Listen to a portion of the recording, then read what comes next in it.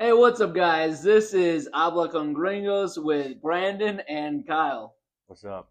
So, today we're going to just talk about our life and why we ended up moving here in Mexico. Because right now we both live together in the same bed in Mexico. And it looks like we're in bed with this fucking headboard right here. So, without further ado, let's talk about Kyle right now. So yeah, hi everyone. I'm Kyle from the U.S. I guess long story short, I always say my whole life I'd seen like a lot of Latinos, a lot of Mexicans all over the U.S. And for most of my life I didn't know Spanish. Like we studied a little bit in high school, but not to like a very good degree. And so I've had friends, I've seen people, you see celebrations. I mean, I think there's a big Mexican like cultural influence in the US. And for me, there was like a desire, just kind of like to understand them and to be able to, I guess, talk with the people, right? So it was something that I didn't do for a lot of years, almost a decade, like after high school, like studying Spanish to getting back to it. I think it was like 11 years. I went to a night class for basically old people, and it was like very basic Spanish. I started there, and after that, I talked to my teacher, and he's like, "Man, you should go to Mexico and study there because it's a great university for foreigners." So some life events happened, but basically, I had the chance, and so I said, "Heck with it." So I moved down here, and I studied for 2 months. I told myself it's just an experiment. I'll do 2 months, and I'll go back. And I ended up loving it so much that I studied for 8 months in total, and then I ended up getting my residency. I'm fluent, and now I live here permanently. Hell yeah. And I actually didn't know you got a recommendation from your teacher to go to Sepe. Yeah, yeah, because my teacher, he's actually Spanish, like from Spaniard from Spain, but he said the best school, according to him, was like UNAM, which is a Mexican school, and they have little satellite campuses all over the U.S. So I started in Texas, but after that, I was kind of disappointed. I was like, I think I want the real experience. So I'm going to go to the main one in Mexico, and that's basically how I found it. Nice. So yeah, it was him that told me. Hell yeah. And for me, my name is Brandon. I moved here because I actually met my roommate in San Antonio, Texas, and he moved here 2 years before me. And after 2 years, he finally bugged me enough to move down here with him. So now we both live together in uh, Mexico City. So, Yeah, I think culturally, like just Mexican culture and influence, I think is at sort of like a high point. I mean, even mhm. regardless of like political things, but I think it is a high point in our country. Like people really have a desire to like understand it, and there's different levels, right? You can try what exists in the U.S., but that's kind of like a watered down version, I would say Mm, sometimes. So that was like a big motivating factor for us. yeah. It's like, okay, obviously we'll always be foreigners, but I think it's more impactful to see Mexico, the real Mexico, right? To live in it, to learn the language, to talk to the people, right? Mm, Then I don't know, just go to Taco Bell or go yeah. to like Fiesta, which is a festival in Texas. So the great part about San Antonio was the culture. They're really into the Mexican culture in San Mm. Antonio, Hmm. and you see it everywhere, Oh yeah. like with the fiesta or just like interacting with coworkers. There's a lot of Mexicans in San Antonio, Oh yeah. and especially if you walk along the Riverwalk, they have all these vibrant colors and cultural things for Mexico, and that kind of got us. I don't know if we really thought about it, but it kind of got us into the mindset like, oh, this is a cool culture. Because I lived in San Antonio for about 5 years, Hmm. and you lived in San Antonio for what, Seven, 7 years? 7 years. Yeah. So I think that is one of the main things, is like kind of in the back of our heads of us, of, oh, Mexico is a cool culture, we should explore it more. But I think you really had the idea implanted in your brain before I did. I never even thought about Mexico City. I'm thinking like, oh, I want to move to Sydney, Australia one day, or Denver, Colorado, and Yeah. do adventurous stuff. But once I got down to Mexico City, it's like it's kind of a hidden gem. Like people think, oh, you're going to Mexico. What beach are you going to? You're going to Cancun or something? Hmm. Nah, nah. It's Mexico City. It's basically New York City, but Yeah. It's technically bigger Mexicanized. than New York City. It's huge. So when was the moment you decided to leave the U.S. and come here? Uh, well, I think to be honest with the audience a little bit, I was basically going through a divorce, and I had the chance to just kind of leave my old life behind me.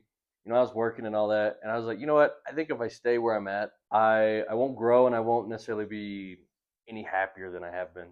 So I was like, this is great. Like I have no more, I guess, ties or reasons to stay. And I finally hit a point. I think it was like during the summertime. I just finally said like, you know what? I'm gonna give myself a month. That's a month to like move out, move all my crap out, plan it out, pack up, and go to Mexico. Because if I don't set a date now, then I'll never do it. And I don't say that necessarily works for everyone, but I think that's what exactly I need to do in that moment. Yeah, I think the great part about it is like you basically only had your wife. Like your family hasn't really been in your life, so Yeah, I don't you have a big you weren't family. really leaving too much behind besides me. But like we just met. Actually, we just met each other maybe a month or two after he split up Hmm. because I actually just got out of a relationship with my ex girlfriend too. So Hmm. we ended up going to a salsa event as sad boys and And just like the normal stereotype, I love Asians and Asians love white people. So I yep. saw him there looking all cute at the little salsa bar, and I was like, I gotta go talk to this guy. So Asked me to dance. I asked him to dance. I put the moves on him, and we've Uh, been best friends ever since. exactly. So okay, so my moment I decided to leave the U.S. was towards the end of my project in San Antonio. You Oh, know, actually, you know what? To be honest, the true turning point the was when true I turning point. came here. Ah, yeah, yeah, yeah. I came here in November before I like did all the visa stuff, like for a full month to visit Kyle. Hmm. And Kyle was already living here. He already knew Spanish and stuff. And I ended up taking shrooms with his roommate. That's right. and like I was like thinking like, oh, what should I do with my life? I don't know. But the shrooms actually helped me realize that whatever I decide to do with my life, whether it is real estate, stay with my company, or come here, I'm Hmm. gonna be successful. And Yeah. that's amazing that I came to that realization. So it gave me the gumption to come down here and just figure out whatever I want to do. Okay, so next one is when you've been down here, what was your like welcome to Mexico moment? Oh man, I think that's a good question. Um, I think for me, I don't know why I always. Well, I do know why I remember this. So the first week I was here, it was like me getting down here, getting settled, and then I was going to start my Spanish school the next week. And I started, and I'm walking, and I walk by one of the metro stations that's underground train here. This is not family friendly, but I saw a guy like rolling around. It was 8 a.m. rolling around in the sun, like the hot bright sun, on the ground right outside the metro. Which, if you know anything about public trains, like everywhere, it's always like I don't want to say it's gross, but there's a lot of foot traffic, so it gets very dirty, right? And this guy's just like rolling around, and he's cranking it, which you know what I mean when, Spanking the monkey. when I say that in broad daylight. And for me, it was so surreal because all the like poor Mexicans just trying to get to work, and me trying to go to school. We're all just walking by, trying to have a normal day, just everyone's like it's like ants. Everyone's just like flowing around this guy. Like he's right here in the middle, and everyone's just like flowing around him while he's like rolling around and like making all these weird faces. And I'm like, oh my god, what in the world is going on? But it's funny. I've never seen that outside of that because yeah, it's honestly it's probably more common in the U.S. than it is here. But that my first week seeing that, I was like, oh my god, like please someone arrest this guy or Was he something. fully nude? No, it was funny. He had clothes on. He had a backpack on. Like he looked like he was going to work, and he just like collapsed right in front of the metro and decided like right here's where That's his I'm gonna work. crank That's it. his chava. Yeah, like sometimes. I mean, I think we all understand. Sometimes you just kind of you feel a little frisky, and you got to get it out. So Yeah. you just got to do it then and there, I guess. With all the students around him, huh? All the poor students. I was like, oh my god, Man. where's the police at? Yeah. You know, I actually have a similar story. This one isn't my welcome to Mexico story, but I went to Spanish class and we're all in like Parque Mexico. And there's this guy that I've seen. He's basically our friend. Yeah, well, he always comes to boxing class. This is a separate class, and he has like a stick, and he's like whipping it around, and he's on like drugs. He's definitely on drugs. He's tweaking. He's definitely tweaking the whole time. I'm pretty sure he's homeless, but like, so this one time. Wait, what gave it away? I don't know. I've always seen him. He's very consistent. He is. But I actually saw him yesterday by the metro. You know what? If you don't have a homeless guy in your city, you don't have a city. Yeah. That's the thing. Like, you're not in the city. It's not a city if you don't have a homeless guy or a druggie. He's friendly when he's sober. He just gets a little wild, you know. That's all. He gets a little aggressive when he's on drugs. Yeah, I mean, don't we all? Yeah, but it's fine. I think it's safer than Seattle. Oh yeah. I've had worse problems in Texas than I ever have here. Yeah. Oh, with dogs too. And with dogs. Yeah.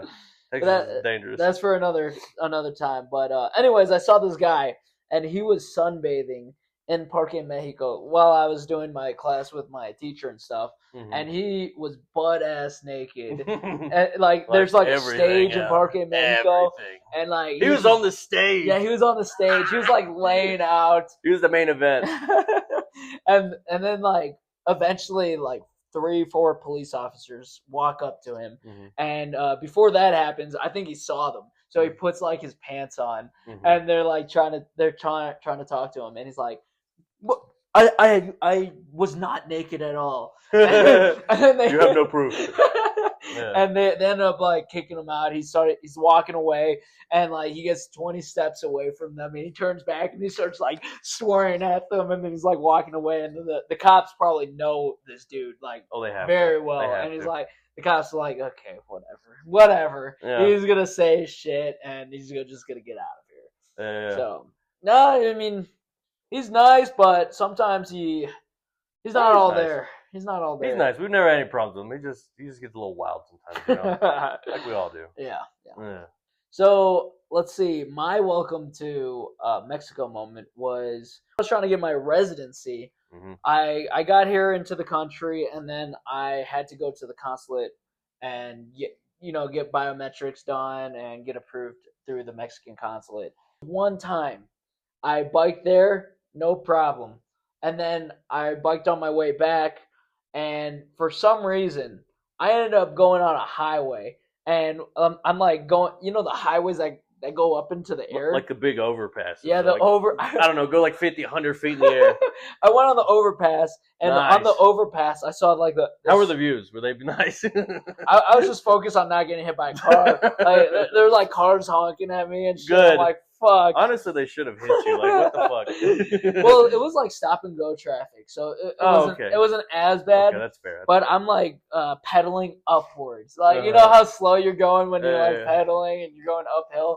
So I'm like pedaling uphill, and there's like this huge pothole. I guess no one has seen it because they're in their cars, but there's this huge like pothole that like a hole in the highway that fell out, and I could look down all the way at the ground like 40 Holy shit. Yeah, I'm like, fuck, I'm not.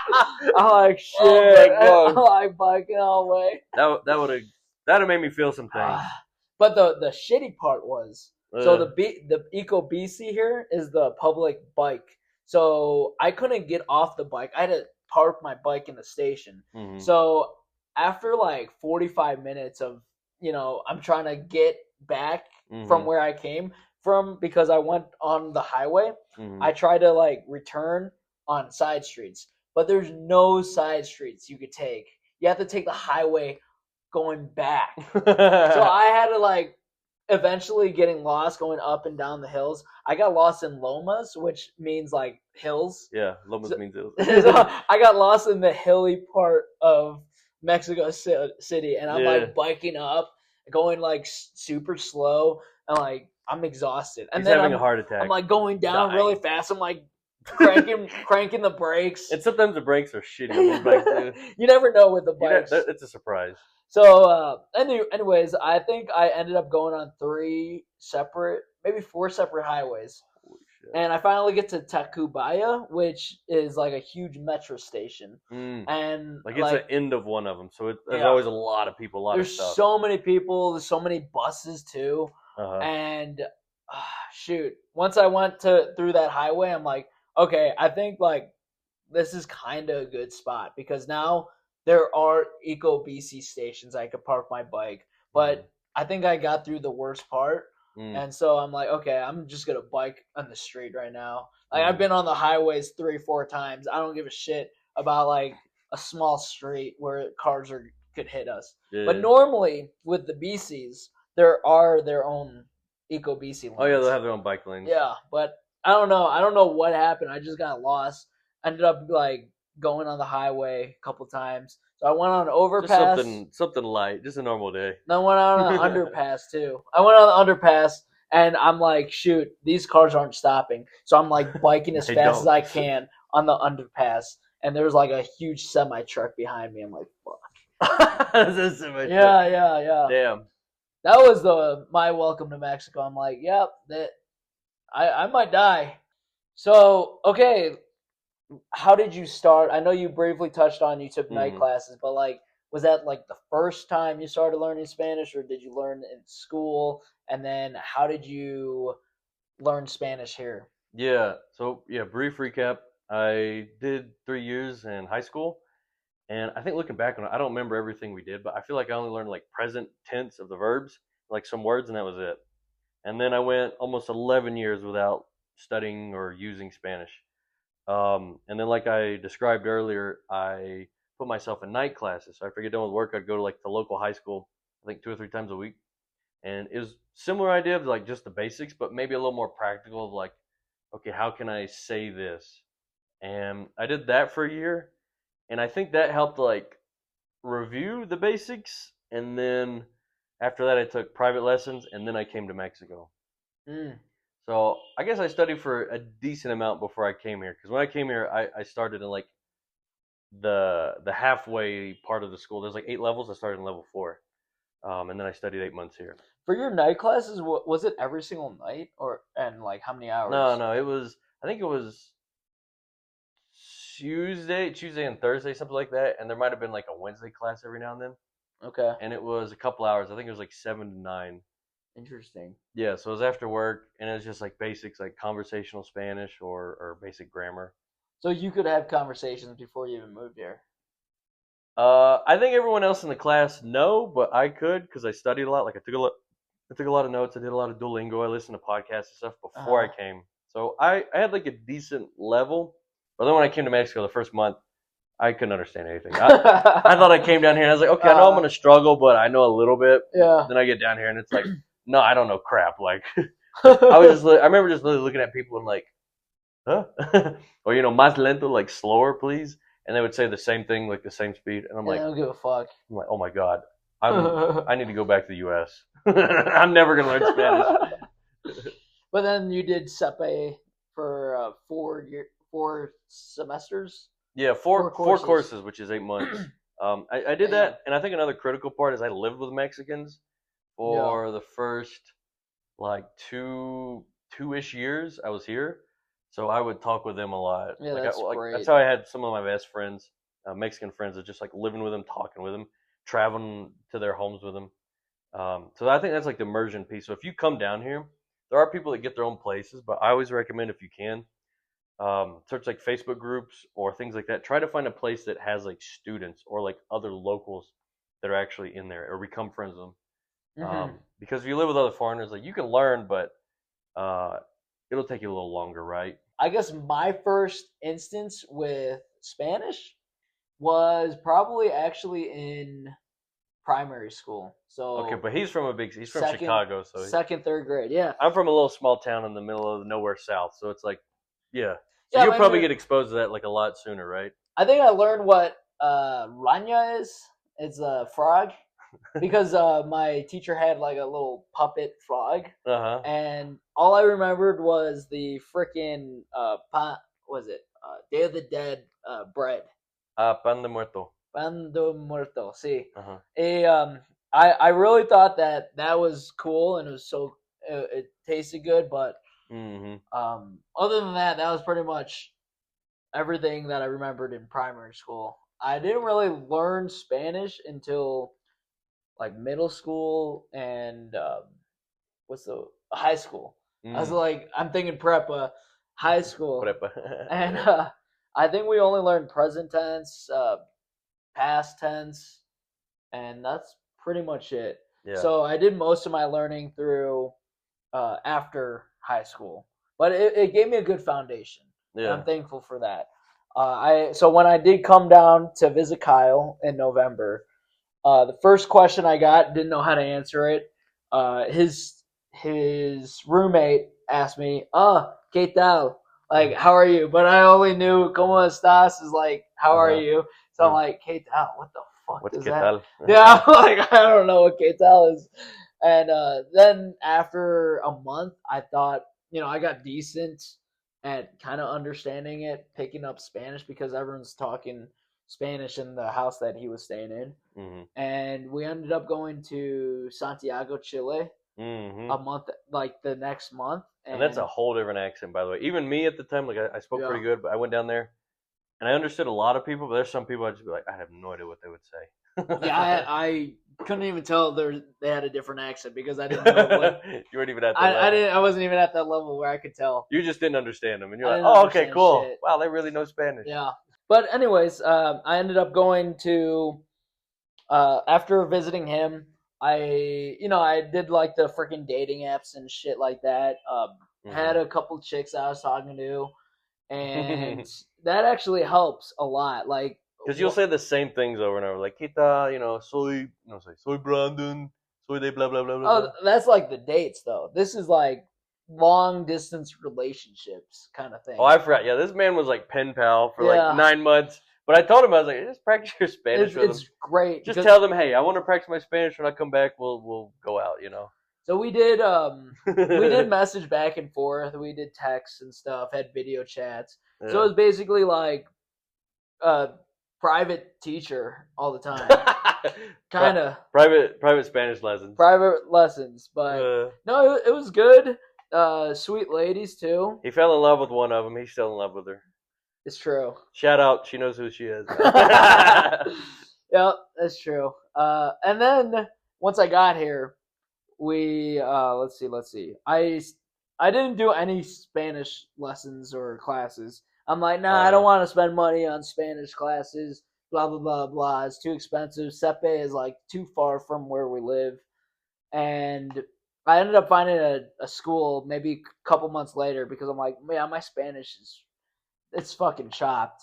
My Spanish is so bad, and so I ended up doing this school called Spanish in the City, and it was like 2 hours in a cafe. The next 2 hours we're doing conversations in the park, and doing that Monday through Friday for 4 hours every day was fantastic. So I did that for 4 weeks. I did a month of that, and like I felt like my Spanish increased or improved drastically. Learned subjunctive tense, and I was also on Linguno doing that shit too. And then maybe I think it was last month, I went back to do more Spanish because I wanted to get conversational and be able to talk without like pausing so much. And I think like once you get to that point, like you're pretty solid. It's just like trying to interpret what people are saying. I think that's one of the harder things to do. Like what that person said to you, like they talk so fast, but you're like trying to like figure it out.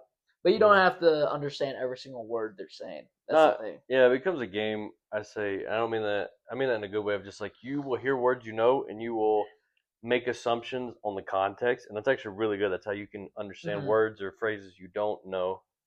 And then just with time, you will slowly learn those like pieces you don't understand, right? I actually did not think I would love or like really get into the names of all this like the structural stuff of Like the Spanish, grammar. like the grammar stuff. Like there's imperfect, pluscuamperfect tense. There's like so many different tenses, and like thinking about it in English, like what tenses do I remember? I don't know, and I don't care. Like it's fucking boring to me. Yeah. But like this is like, oh, I got to use this tense, and it's named this thing. And I think like once you like really get into it, like, oh, what's a gerund? Mm-hmm. Why would you use direct object pronoun here or an indirect object pronoun here Mm-hmm. with this verb? It's like super interesting. It's very applicable Mm-hmm. to learning Spanish. I don't know about English because it's our native language, Yeah. maybe, but no, it's a different beast. Yeah. Exactly. All right, so on that, I think we'll close it out. My goal here is to try to do a podcast once a week, Mm-hmm. and yeah, just share our lifestyle because I mean we both live here. We're both trying to figure out what we want to do, but I think it would be cool to like see the progression of our life and try to provide some value in any way we can with I don't know Spanish or just lifestyle in general. Mm-hmm. So Exactly. yep. With that being said, thank you, and we'll see you all later. Signing off. Good night.